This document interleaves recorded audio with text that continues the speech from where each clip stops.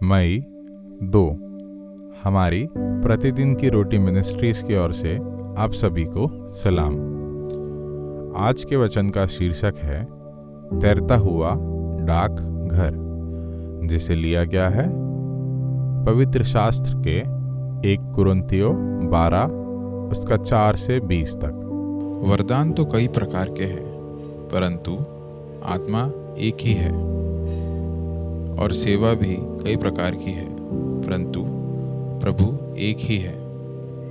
और प्रभावशाली कार्य कई प्रकार के हैं, परंतु परमेश्वर एक ही है, जो सब में हर प्रकार का प्रभाव उत्पन्न करता है, किंतु सबके लाभ पहुंचाने के लिए हर एक को आत्मा का प्रकाश दिया जाता है, क्योंकि एक को आत्मा के द्वारा बुद्धि की बातें दी जाती है और दूसरे को उसी आत्मा के अनुसार ज्ञान की बातें, और किसी को उसी आत्मा से विश्वास, और किसी को उसी एक आत्मा से चंगा करने का वरदान दिया जाता है। फिर किसी को सामर्थ्य के काम करने की शक्ति, और किसी को भविष्यवाणी की, और किसी को आत्माओं की परख, और किसी को अनेक प्रकार की भाषा, और किसी को भाषाओं का अर्थ बताना। परंतु ये सब प्रभावशाली कार्य वही एक आत्मा करवाता है, और जिसे जो चाहता है वह बांट देता है, क्योंकि जिस प्रकार देह तो एक है और उसके अंग बहुत से हैं, और उस एक देह के सब अंग बहुत होने पर भी सब मिलकर एक ही देह हैं। उसी प्रकार मसीह भी है, क्योंकि हम सब ने, क्या यहूदी हो, क्या यूनानी, क्या दास, क्या स्वतंत्र, एक ही आत्मा के द्वारा एक देह होने के लिए बपतिस्मा लिया, और हम सब को एक ही आत्मा पिलाया गया।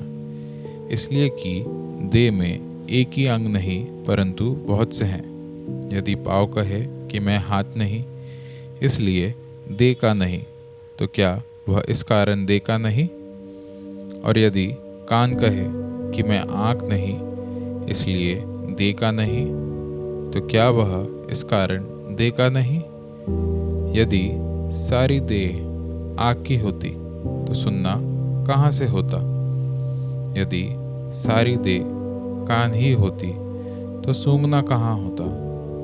परंतु सचमुच परमेश्वर ने अंगों को अपनी इच्छा के अनुसार एक एक करके देह में रखा है।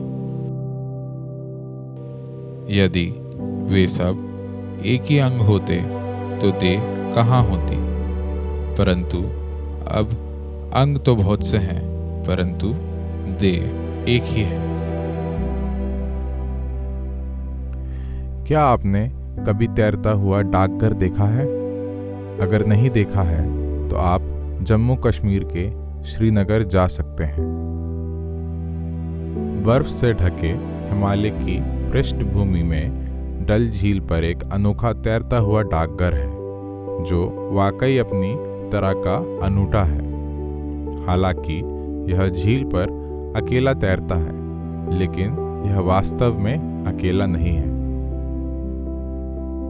यह भारतीय डाक सेवा के व्यापक नेटवर्क का हिस्सा है, जिसके देश भर में 1.5 लाख से ज़्यादा दफ्तर हैं, और यह दुनिया का सबसे बड़ा डाक नेटवर्क है। कोरिन्थुस की कलीसिया को लिखते हुए प्रेरित पौलुस उसके सदस्यों से आग्रह करता है कि वे खुद को एक व्यक्ति के रूप में नहीं, बल्कि विश्वासियों के समुदाय के सदस्य के रूप में सोचें।